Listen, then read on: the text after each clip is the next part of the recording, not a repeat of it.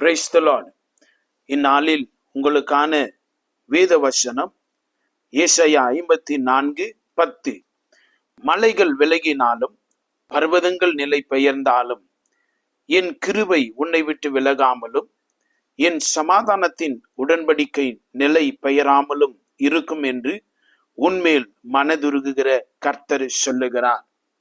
இந்த அருமையான இந்த வசனத்தை நாம் கூர்ந்து கவனிக்கிற பொழுது நாம் ஒவ்வொரு மேல தேவனுடைய அந்த மாறாத கிருபையை தேவன் வைத்திருக்கிறார் என்பதை நாம் நிறைந்து பார்க்க வேண்டும். இந்த மாறாத கிருபை இந்த உலகம் அழிந்து போனாலும், இந்த உலகத்தின் நிலைகள் மாறினாலும், சூழ்நிலையே மாறி போனாலும், வேதம் சொல்லுகிறது, இந்த வார்த்தை சொல்லுகிறது, தேவன் நமக்கு பாராட்டி இருக்கிற அந்த தயவு மாறாததாய் இருக்கிறது. அது நம்மை விட்டு விலகாது. தேவன் நம்மோடு அந்த சமாதானத்தின் உடன்படிக்கையை தேவன் செய்திருக்கிறார் என்பதை நாம் தேவனுடைய பிள்ளைகளாகிய நாம் தெளிவாய் அறிந்திட வேண்டும். ஒன்றுமே இல்லாமல் ஒன்றுக்கும் உதவாத நிலைமையில இருந்த நம்மை ஒரு 0 இருக்கிற ஒரு ஆளை பிடித்து ஒரு 50% எல்லா உயர்வுகளையும் கொடுத்து இதற்கு பின்பு நீ எல்லாவற்றையும் வளர்த்துக்கொள், இன்னும் 100% அதிகமாக்கு என்று சொல்லுகிறதை நாம் இந்த கிருபைக்கு உதாரணமாய் நாம் புரிந்து கொள்ளலாம். When there is nothing, God made a big startup. உன்னை தேவன் தொடங்கி வைத்திருக்கிறார். அந்த கிருபையை பற்றி கொண்டு ஓடு, அந்த கிருபையை பற்றி கொண்டு விசுவாசி, அந்த கிருபையை பற்றி கொண்டு இந்த வார்த்தையை நம்பு, உறுதியாய் நில்.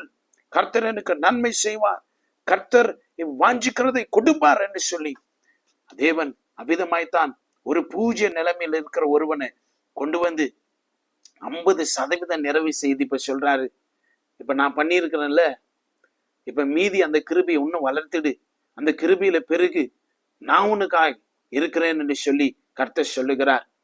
ஏசாயா தீர்க்க தரிசன புஸ்தகத்திலே நாம் வாசிக்கிற பொழுது அங்கே நாம் வாசிக்கிறோம் 3வது வசனத்திலே 55:3 உங்கள் செவியை சாய்த்து என்னிடத்தில் வாருங்கள், கேளுங்கள், அப்பொழுது உங்கள் ஆத்துமா பிழைக்கும்.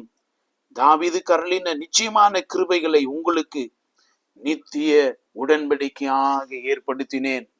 அது நித்திய உடன்படிக்கை, மாறாததா இருக்கிறது. தேவன் சொல்லுகிறார், நான் உண்மையில அந்த கிருபையை வைத்து இருக்கிறேன். அந்த கிருபை அவரை மாதிரியே நிலைத்திருக்கும், அது குறைந்து போகாது, அது எடுத்துட மாட்டார்.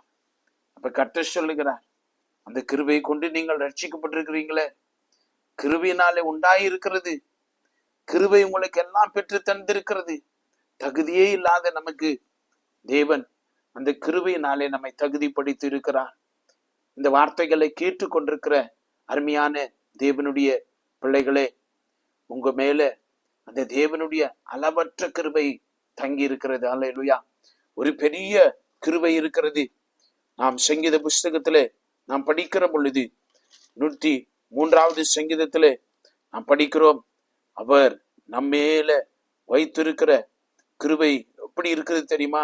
103:11 பூமிக்கு வானம் எவ்வளவு உயரமாயிருக்கிறதோ அவருக்கு பயப்படுற மேல் அவருடைய கிருபையும் அவ்வளவு பெரியதா, பெரிய கிருபையை தேவன் வைத்திருக்கிறார்.